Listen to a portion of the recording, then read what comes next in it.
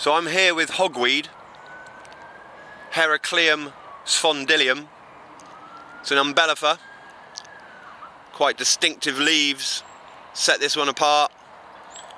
You could mistake this for its cousin, giant hogweed, Heracleum mantagasianum, the plant with a notorious reputation stemming from the 70s and quite a few people suffering third-degree burns as a result of contact with its sap on their skin.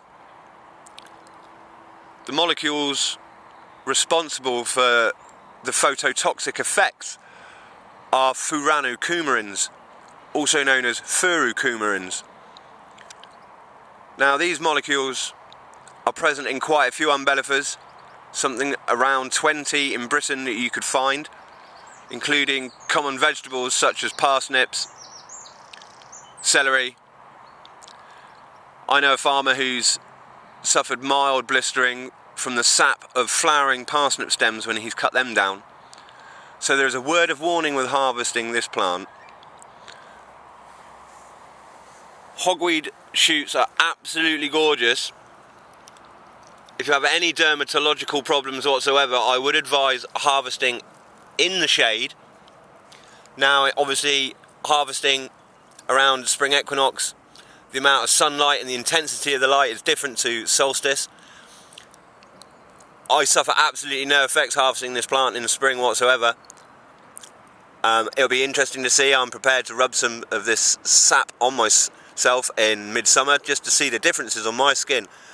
Individual constitutions are all, so you may not have any effect whatsoever, or you may find you do. Therefore, to alleviate that, I harvest with gloves. And to harvest this plant is as simple as this. The base of the shoot and pull. Now ideally when they're about pencil thickness, so it's just starting to come into abundant harvesting potential, this plant.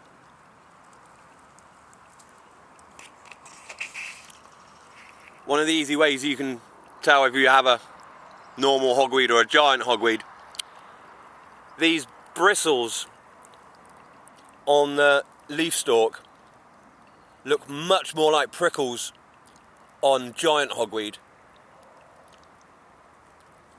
These are definitely bristly rather than the downy hairs you would see on, say, the cow parsley, Anthriscus sylvestris. But nonetheless, when you compared giant hogweed to our common hogweed, they are very distinct, the stalks, in terms of their bristles and spikiness. And another major difference is the leaf size, much bigger on giant hogweed, as you may expect from its name, and more pronounced pointed lobes on the leaves rather than these rounded ones that you typically see on our common hogweed. And the other difference is in the size. Commonly this plant here will grow to no more than 1.5 meters to 180, something in that range, whereas the giant hogweed can easily reach up to 5 meters high. The flower head is far bigger on giant hogweed. You really couldn't mistake them. So like I say, hedgerow asparagus, it's everywhere. It will be for the next few months. Go get and enjoy.